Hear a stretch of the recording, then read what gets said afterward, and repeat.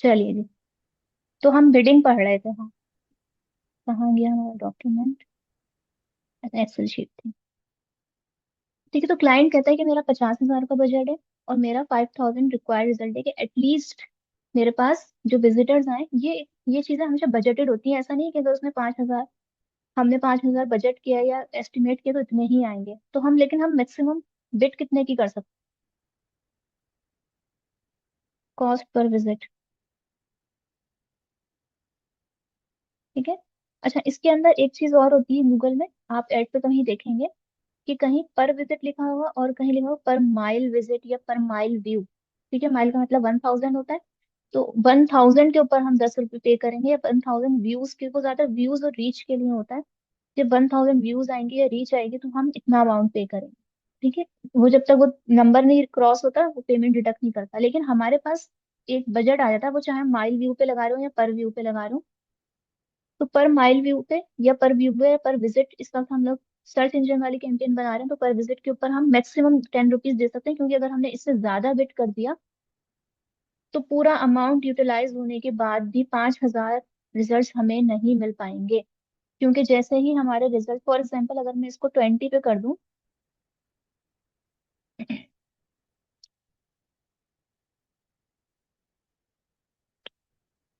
अगर हम इसको 20 कर देंगे तो रिजल्ट हमारे पास 2,500 हो जाएंगे। ठीक है, अगर मैं कॉस्ट अपनी 20 रुपीज लगाती हूँ तो रिजल्ट हो जाएंगे 2,500। और क्लाइंट की क्या रिक्वायरमेंट थी कि भाई 5,000 होने चाहिए इन पैसों के अंदर। ठीक है, अगर उसके पूरे पैसे डिडक्ट हो गए, पूरे उसकी चार्ज हो गए कार्ड से, या जो भी उसने, हमने वहां पे पेमेंट की थी पूरी यूटिलाइज हो गई, और विजिटर्स कम आए, तो वो हमें बोलेगा ना कि पूरी पेमेंट यूटिलाइज हो गई और विजिटर्स भी कम आए। इसका मतलब आपने बिडिंग सही नहीं की, मतलब आपने बहुत एक्सपेंसिव बिडिंग कर दी है। तो सबसे पहले तो ये चीज आप अपने माइंड में रखिएगा कि हम अपनी अपनी मैक्सिमम देख लेते हैं कि हमारी मैक्सिमम कॉस्ट क्या है। उसके बाद हम अपनी एक कैलकुलेशन करते हैं। अगर आपका न्यू अकाउंट है तो उसमें कुछ चीजें आपको मिलेंगी उस कैलकुलेशन में, और कुछ चीजें आपको नहीं मिलेंगी। तो वो होती है हमारी कॉस्ट, यानी कि सीपीसी। ये चीज, ये कॉस्ट पर विजिट भी कहेंगे, कॉस्ट पर क्लिक भी कहेंगे, कॉस्ट पर व्यू भी कहेंगे इसको। ठीक है। नॉर्मली सीपीसी का वर्ड ज्यादा मशहूर है, यही यूज होता है, तो इसलिए हम यही यूज कर रहे हैं यहाँ पे। Multiply quality. ठीक है। अब इसको हम बल्कि यहाँ पे यहीं नहीं लिखते, इसके लिए अलग कॉलम बना लेते हैं। ये हमारी अपनी वर्किंग होती है, क्या कि हम क्लाइंट को सजेस्ट करते हैं कि भाई इससे ज्यादा नहीं आएंगे। मैं तो बोल दिया इतने आए रिजल्ट, हम उसे बता रहे हैं कि ठीक है इतने रिजल्ट के लिए हमें इतनी बिट लगानी पड़ेगी, और बिट के ऊपर रिजल्ट आएगा भी या नहीं वो हम उसे बताते हैं। ठीक है। तो ये एक्सपेक्टेड रैंकिंग हो गई कि हमारा एड शो होगा या नहीं होगा।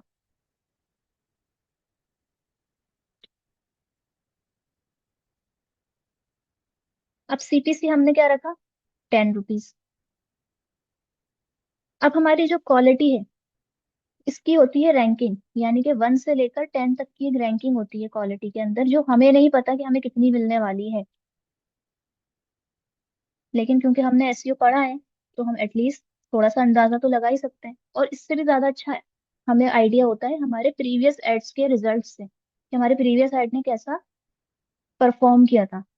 तो हम कंसिडर कर रहे हैं क्वालिटी का मतलब होता है आपकी उस स्टोर, यानी कि जो आपने लिंक प्रोवाइड किया है, वो लिंक हमें कहाँ लेकर जाएगा। वो लिंक अगर आपको किसी वेबसाइट के ऊपर लेके जाएगा तो उस वेबसाइट की क्वालिटी, अब उस वेबसाइट की क्वालिटी आप लोगों को पता है, टेक्निकल एसईओ आप लोगों ने पढ़ा है, ऑन पेज एसईओ आप लोगों ने पढ़ा है, तो उस वेबसाइट की क्वालिटी कैसे मेजर हो? उस पे बाउंस रेट अच्छा नहीं, उस पे बाउंस रेट नहीं हो ज्यादा, या अगर आप उस पे जा रहे हैं तो आपका कैसा फर्स्ट कंटेंट फिल पेज आपका प्रॉपर शिफ्ट हो जाए, क्लिक करते ही वहां पे पहुंच जाए, वेबसाइट का लोड टाइम अच्छा हो, वेबसाइट के ऊपर अगर किसी इमेज पे क्लिक किया जा रहा है तो वो क्लिक रेट बहुत अच्छा हो, बहुत जल्दी चीजें ओपन हो जाए, procedure, speed, interface, links, text, ये सारी चीजें मैटर करेंगी अगर कोई यूजर वहां पे क्लिक करके जा रहा है तो। मिस, तो हम खुद इसको 1 to 10 में कैसे रेट कर सकते हैं? अभी हम क्योंकि हमने ऑलरेडी एसईओ कर लिया है तो हमें अपनी वेबसाइट की इस वक्त हेल्थ पता है। ठीक है, अगर उसको हम, अगर फॉर एग्जाम्पल हमारी वेबसाइट A1 ग्रेड के ऊपर है तो हम उसको 8 तो एटलीस्ट मार्क कर सकते हैं ना। अगर टेक्निकल नॉन टेक्निकल एसईओ की ऑडिट रिपोर्ट के अकॉर्डिंग हमारी वेबसाइट की सारी चीजें A1 पे हैं या A पे आ रही हैं, तो उसे हम्म। 80% तो दे ही सकते हैं अपनी तरफ से। क्योंकि वो भी तो हमें किसने बताया, वो भी तो हमें सर्च इंजन नहीं बताया ना ऑडिट रिपोर्ट के अकॉर्डिंग कि ये हर चीजें आपकी अच्छी हैं। मिस, दूसरी डायरेक्ट चीज, कोई वेबसाइट नहीं होती जिससे हम चेक कर ले या फिर रेटिंग करवा सके हम? मैंने आप लोगों को बताई तो थी एसईओ ऑप्टिमाइजर। इस तरह से बहुत सारे उससे टूल्स जैसे आते हैं। उससे डायरेक्ट हम नहीं, चेक कर सकते हैं। ये उससे हम अपनी ऑडिट, एसईओ की ऑडिट कर सकते हैं, ये वाली क्वालिटी नहीं हम चेक कर सकते। ये नहीं आपको बताएगा। ये तो, इसको बिट क्यों कहते हैं, आप लोगों को पता है ना कि बिट क्या होती है? हम्म। ऑप्शन जो होता है, ठीक है, तो ऑप्शन के अंदर कुछ इन्फॉर्मेशन हम प्रोवाइड करते हैं सील्ड एनवेलप के अंदर, और कुछ उनका क्राइटेरिया होता है, कुछ क्राइटेरिया उन्होंने ओपन रखा होता है, जो वो हमें न्यूज़पेपर में पब्लिश होता है कि ये क्राइटेरिया, इसके अकॉर्डिंग बिड सबमिट करवाएं। तो वो ये है, ठीक है, ज्यादा से ज्यादा अच्छा अमाउंट होना चाहिए।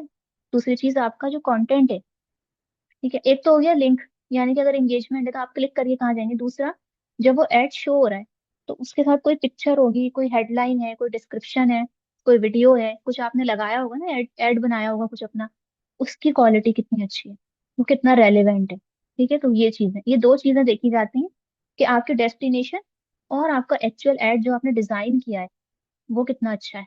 अच्छा, एड एड की क्वालिटी कैसी है जो आपने डिजाइन किया है, वो आपको एड कैंपेन लगाते वक्त ही पता चल जाती है, वो खुद ही बताता रहता है आपका स्कोर कितना बन रहा है, अपॉर्चुनिटी स्कोर कितना, 80% या 90% या 100% है, तो वो खुद ही उसका बता देता है कि आपकी एड का जो कंटेंट आपने डिजाइन किया उसकी क्वालिटी कितनी अच्छी है। और जो हमारे लैंडिंग पेज की क्वालिटी, यानी कि जहाँ पे भी वो लिंक उसको लेकर जाएगा, उस जगह की क्वालिटी आप लोग अगर वेबसाइट के ऊपर काम कर रहे हैं तो वो आपका टेक्निकल नॉन टेक्निकल एसईओ से बताता है। अगर आपका यूट्यूब का पेज है तो उसके अंदर तो कोई इतना इशू नहीं हो, यूट्यूब का चैनल है तो कोई इतना इशू नहीं होता है। ठीक है, तो बाकी सारी ये चीजें मैटर करती हैं। अच्छा, तो हम फॉर एग्जांपल हम इसको रैंकिंग दे रहे हैं 8 8, और सेम ही क्लाइंट, हमारे पास एक और क्लाइंट है, उसका भी सेम बजट है, और उसका भी हम यही रखते हैं, लेकिन उसकी वेबसाइट बहुत खराब है या बिल्कुल ही एसईओ नहीं हुआ हुआ, तो उसको हम 2 देंगे। या फिर हम उसका बजट और लो है, वो कहता है मुझे 6,000 चाहिए, वो कहता है मुझे 6,000 विजिटर्स चाहिए, तो उसकी तो सीपीसी और कम हो गई ना, ₹8 ही हो गई ऑलमोस्ट। और उसकी, बट उसकी वेबसाइट, इसको हम कर लेते हैं अपोजिट कर लेते हैं, ठीक है, इसकी वेबसाइट इतनी अच्छी नहीं है और इसकी ज्यादा अच्छी है, या इसको और कम कर लेते हैं हम, 4 कर लेते हैं, बिलो एवरेज रख लेते हैं। इनका जो लैंडिंग पेज है या वेबसाइट या स्टोर जो भी है, वो as per SEO, as per quality, क्योंकि सर्च इंजन के लिए क्या है क्वालिटी, सर्च इंजन के लिए वो सारी चीजें जो हम पढ़ चुके हैं वो क्वालिटी है जो सर्च इंजन ऑप्टिमाइजेशन में हमने देखी है। तो वो देखता है कि इसके लिए ये क्वालिटी जो है वो हमारी 10 है, तो अगर हम इसको इंटू करते हैं,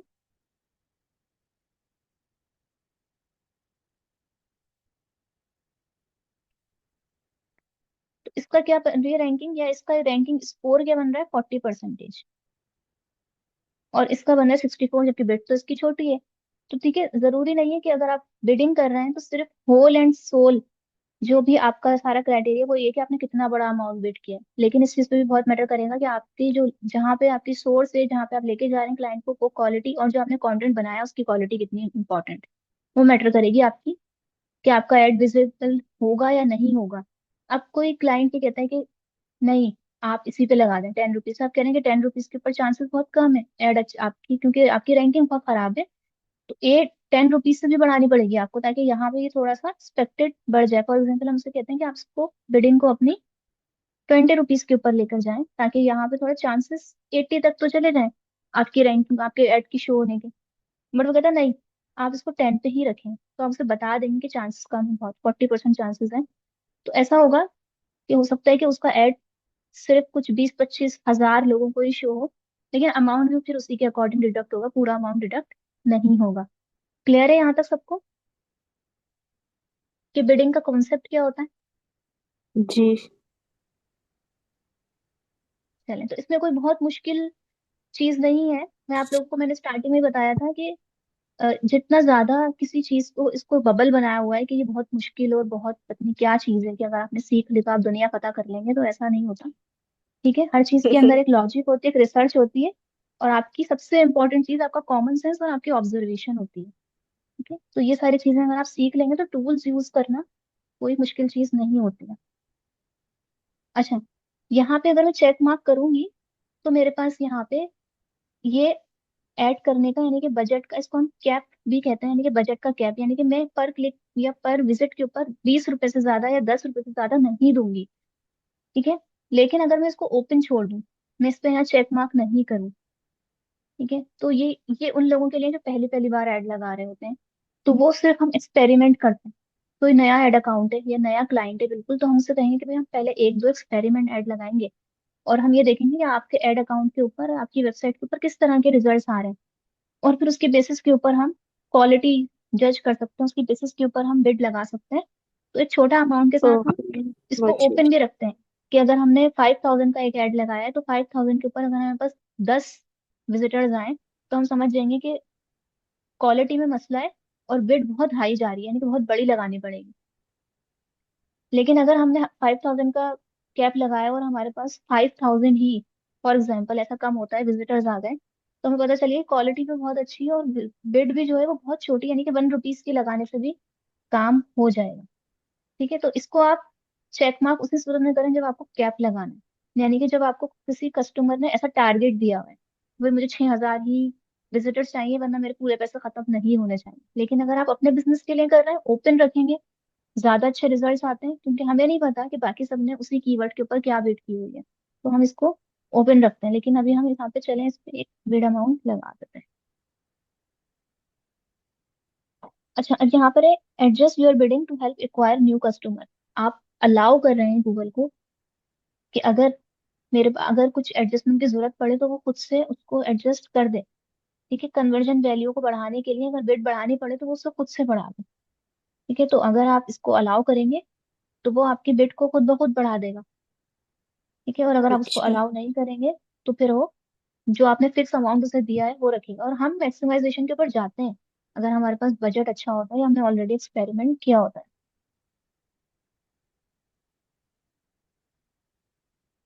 ठीक है, तो हमने यहाँ पे इसको एक सीपी दे दिया, हमने कॉस्ट पर विजिट। नेक्स्ट, ये कैप होता है, अगर आप ये कैप नहीं देंगे तो वो ओपन नहीं हो सकता है आपके पास। अगर आप 5,000 का बजट लगा रहे हो और आपके पास सिर्फ 10 विजिटर्स आए, तो आपको कितने की पड़ी एक लीड? 500 की। ठीक है, समटाइम कभी कभी ऐसा भी कर देता है ये, इसलिए जब भी इसको ओपन रख के काम करें तो वो सिर्फ हमारे ज्यादातर नए अकाउंट के ऐड होते हैं और हमारे एक्सपेरिमेंटल एड्स होते हैं।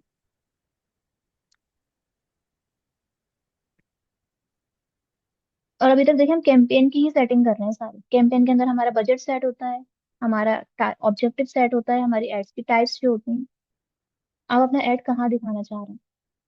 ठीक है, Google search platform pattern network पे रिकमेंडेड, और गूगल के डिस्प्ले नेटवर्क के ऊपर, दोनों ही रिकमेंडेड है। हमें गूगल जहां जहां भी ऐड दिखा सकता है दिखाए, हमारी ऑडियंस होनी चाहिए बस। ठीक है, अच्छा, सारी कंट्रीज में, पूरी दुनिया में ऐड दिखाना है आपने। पाकिस्तान, इसने मेरी लोकेशन उठाई, और हमने, आपको याद होगा कि अपना ऐड अकाउंट जब बनाया था उसकी प्रोफाइल के अंदर हमने पाकिस्तान रखा था, पाकिस्तानी टाइम रखा था। उसने बाय डिफॉल्ट पिक कर लिया कि ये पाकिस्तान से ऐड कैंपेन रन हो रही है, तो पाकिस्तानियों के लिए होगी। एंटर एन अदर लोकेशन, कोई स्पेसिफिक लोकेशन आपने यहाँ पे ऐड करनी है। ठीक है, लोकेशन के यहाँ पे आपके पास ऑप्शंस भी है। सबसे पहले तो हम अपनी टारगेट ऑडियंस, अब आप लोगों को समझ में आएगा कि टारगेट ऑडियंस को की स्टडी करना क्यों इतना इंपॉर्टेंट है, कि आपकी टारगेट ऑडियंस कहाँ है। ठीक है, तो हम यहाँ पे पहले अपनी लोकेशन सर्च करते हैं, गुलशन,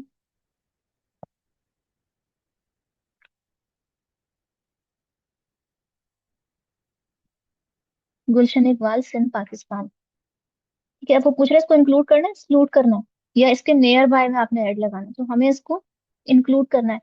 ये इस तरीके से आप जो भी अपनी लोकेशन यहाँ पे लिखेंगे वो यहाँ पर आ जाएगी। मुझसे शायद किसी ने पहले पूछा स्पेसिफिक लगा सकते हैं हम, तो हम बिल्कुल स्पेसिफिक भी कर सकते हैं। ठीक है, सबसे पहले तो इसको इंक्लूड करते हैं। अगर आपको एक्सक्लूड करना है, फॉर एग्जाम्पल गुलशन इकबाल का कोई एरिया आपने एक्सक्लूड करना है, तो वो एरिया यहाँ पे ऐड करके आप एक्सक्लूड करवा दें। अब ये पूछ रहा है कि जो लोग इस एरिया के अंदर रहते हैं और जो लोग इस एरिया के अंदर इंटरेस्टेड हैं, इंटरेस्टेड कैसे पता चलेगा? लोग इस यहाँ पे लिखकर कुछ रेस्टोरेंट सर्च कर रहे हो कि रेस्टोरेंट गुलशन इकबाल, भले वो रहते कहीं और हो, किसी और इलाके में रहते हैं, या वो लिख के सर्च कर रहे हैं कि कोई XYZ आउटलेट इन गुलशन इकबाल, लेकिन वो रहता है अमेरिका के अंदर है, या पाकिस्तान के किसी और इलाके में, या कराची के किसी और इलाके में रहते हैं, लेकिन उनका इंटरेस्ट है। तो अगर आप ये वाला सेलेक्ट करते हैं कि वो वहां पे रहते हैं, यानी कि उनकी प्रेजेंस भी वही हो, कैसे उठाएगा? आपके आईपी से उठाएगा। ठीक है, उनकी प्रेजेंस भी वही हो और उनका इंटरेस्ट भी हो, तो दोनों को शो करवाओ। लेकिन अगर मेरा प्रोडक्ट ऐसा है जो रिमोटली परचेज नहीं किया जा सकता, मुझे वहां पे जो रहने वाले हैं सिर्फ उनको टारगेट करना है, तो मैं ये लगाऊंगी कि नहीं, वो लोग जो इस लोकेशन के ऊपर रहते हैं, कैसे, या इस लोकेशन पे चाहे वो उनका एक्सक्यूज मी ऑफिस मिस। हो। जी जी। मिस फॉर एग्जाम्पल आपने लाइक अपने कस्टमर, आपको टारगेट करना था 5,000 आपको सेल्स करनी थी, और हम्म आपने लोकेशन बहुत छोटी, बहुत छोटा एरिया जैसे गुलशन इकबाल आपने डिसाइड किया। हो हम्म। सकता है उसमें इतने हमारे कस्टमर्स हो ही ना 5,000 जितने। हाँ लेकिन आपने आपने ये बताना है ना उसको, अपने क्लाइंट को, कि भाई जो आपका टारगेट एरिया, वो टारगेट एरिया में तो आपको आपने अपने बिजनेस का डिफाइन किया है ना, आपको कुछ नहीं और सेल ही नहीं करना। फॉर एग्जाम्पल हम्म। आपका कोई लोकेशन ऐसी है कि बस वो उसी स्पेसिफिक लोकेशन के लोगों के लिए ही कोई चीज डिजाइन की गई है, तो आप ये चीज उन्हें बता सकते हैं कि भाई आपका जो टारगेट एरिया है ना, उसी की जो पूरा प्रॉपर ऑडियंस है वो 12 लाख। ठीक है, तो 12 लाख ऑडियंस में से 5,000 विजिटर्स लेकर आना थोड़ा सा हमारे लिए मुश्किल होगा। आप चाहें तो उसको बढ़ा दें, कुछ और नेबरहुड भी ले लें। और अगर आप इसको हम्म। फर्दर स्पेसिफाई कर दें कि सिर्फ वो लोग प्रेजेंट हो उस जगह के ऊपर, यानी कि चाहे उनका ऑफिस हो, घर हो, वो जिस भी डिवाइस से लॉग इन करते हैं उसका आईपी से पिक कर लेता है कि ये आईपी कहाँ की, किस इलाके की है। ठीक है, तो वो वहां पे प्रेजेंट होने चाहिए, तो ये और ज्यादा नैरो डाउन कर देगा। लेकिन प्रेजेंस और इंटरेस्ट, तो ये प्रेजेंस बता रहा है आपको 12 लाख, लेकिन इंटरेस्ट तो और भी बहुत सारे लोगों की हो सकती है ना गुलशन इकबाल में। ठीक है, तो आप लोग अगर अगर फॉर एग्जाम्पल रियल एस्टेट का ऐड है, तो हम किसका लगाएंगे, इस पे लगाएंगे या ऐसे लगाएंगे जो प्रेजेंट भी हो और इंटरेस्ट भी हो? तो ऑब्वियसली प्रेजेंट भी हो वहां पे वो, और उनका इंटरेस्ट भी हो। ठीक है, तो ये आप लोगों ने बताना होता है। और यहाँ पे आपके पास ऑडियंस का नंबर आ रहा होता है कि मैक्सिमम कितने लोग हैं तक रीच जा सकती है। ये टोटल पॉपुलेशन नहीं बता रहा, वो बता रहा है मैक्सिमम रीच। मैक्सिमम रीच कितनी हो सकती है हमारी। अब आप यहाँ पे लैंग्वेज ओके। सिलेक्ट करेंगे। ठीक है, इंग्लिश बाय डिफॉल्ट आ रही है, आप चाहें तो उसको रिमूव कर दें, क्योंकि हमने अपना इंटरफेस इंग्लिश में सेट किया हुआ है, तो हमारे पास इसमें इंग्लिश बाय डिफॉल्ट आ रही है। अगर आप चाहें तो यहाँ पे उर्दू भी ऐड कर सकते हैं। ठीक है, उसके अलावा अगर आप कोई लोकल लैंग्वेज ऐड करना चाहें, वो भी कर सकते वो भी हैं। आप ऐड कर सकते हैं। ठीक है, तो आप ये मल्टीपल लैंग्वेजेस यहाँ पर ऐड कर सकते हैं कि मल्टीपल लैंग्वेजेस बोलने वालों को हम टारगेट कर रहे हैं। आप ये बताएंगे कि क्या ये ऐड पॉलिटिकल है या नहीं, क्योंकि अगर आप पॉलिटिकल ऐड लगाएंगे तो फिर उसके अंदर आपको बहुत सारी चीजें एक्सप्लेन करनी पड़ेंगी। हम बिजनेस ऐड लगा रहे हैं तो हमारा कोई पॉलिटिकल ऐड नहीं है। नहीं। कि ऑडियंस को भी फर्दर सेगमेंट करना है आपने। ये कितना देखिए रहेगा? बस ये वाली कैंपेन पूरी कर देना, हम वैसे भी मेरे लैपटॉप की चार्जिंग नहीं खत्म थी। अच्छा, अब आपने इसको फर्दर, जैसे मैंने आप लोगों को बताया था, याद है आप लोगों को, जब हमने ऑडियंस का कहा था तो मैंने आपसे कहा था कि क्यों जरूरी है। अब आप लोगों ने एसईओ में तो वो चीज कहीं एक्सप्लोर नहीं की, लेकिन हम यहाँ देख रहे हैं कैसे हम ऑडियंस टारगेट कर सकते हैं। मैं एक यूनिवर्सिटी का ऐड लगा रही हूँ जो कि गुलशन इकबाल के अंदर है।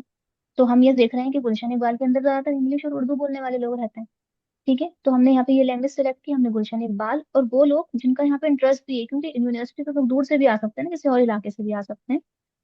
तो वो लोग जिनका एजुकेशन में इंटरेस्ट है। ठीक है, इसी तरह से आप यहाँ पे मल्टीपल सर्चेस में अपने एजुकेशन, यानी कि उन लोगों की फील्ड या उनका इंटरेस्ट और कहाँ कहाँ है उसके अंदर ऐड करवा सकते हैं, और यहाँ पे आप फर्दर ब्राउज भी कर सकते हैं कि और भी देख सकते हैं।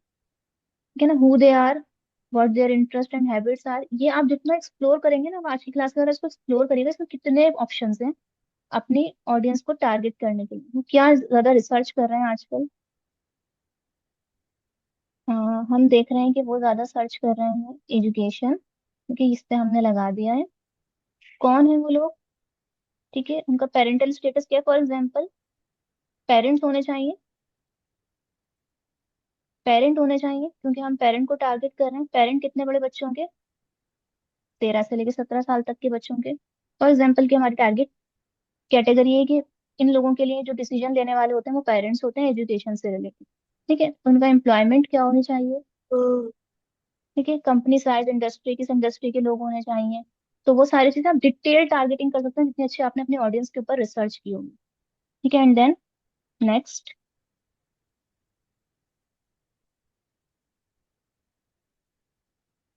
अब आप कह रहे हैं कि आपने ऑप्टिमाइज करना चाह रहे हैं अपनी कैंपेन को एआई पावर से, यानी कि वो ज्यादा एंगेजमेंट लेकर आएगा, ज्यादा वो आपके कंटेंट को चेंज कर सकता है और इस तरह की चीजें। ठीक है, तो अभी फिलहाल मैं इसको ऑन नहीं कर रही हूँ, लेकिन आप लोग इसको ऑन कर दीजिएगा क्योंकि एआई पावर्ड अब हर चीज के अंदर ही हम यूटिलाइज कर रहे हैं। जी। कि अभी इसको हम ऑडियंस तक ही वो रखते हैं लिमिट, क्योंकि अब हमारे पास जो दूसरी चीज आ गई है वो पूरी कीवर्ड से रिलेटेड आ गई है कि अब हमें कीवर्ड बेसिस यहाँ पे कीवर्ड्स ऐड करवाने हैं, तो उसके अंदर पहले मुझे आप लोगों को थोड़ा सा इसको समझाना पड़ेगा कि कीवर्ड्स कैसे हम चूज करते हैं एड्स के लिए स्पेसिफिकली। ठीक है, तो थोड़ा सा उसमें टाइम लगेगा, इसलिए हम इसको यहीं कंटिन्यू कर रहे हैं, डिसकंटिन्यू कर रहे हैं। यहाँ तक आप लोगों को समझ में आ गया होगा। ठीक है, कि हमने कैंपेन की सेटिंग कर दी है, बिडिंग सेटिंग कर दी है, अब हमें कीवर्ड्स की सेटिंग करनी है। इसके लिए थोड़ा सा आप लोगों को कीवर्ड्स की सेटिंग का समझाना पड़ेगा, तो वो अभी की क्लास में कवर नहीं हो सकेगा, फिर डिसकंटिन्यू करना पड़ेगा। यहाँ तक समझ में आ गया सबके? जी।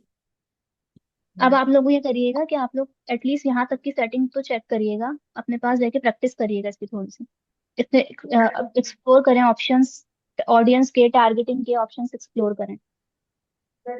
यहाँ तक ओके। किसी को कुछ पूछना है तो पूछ लें।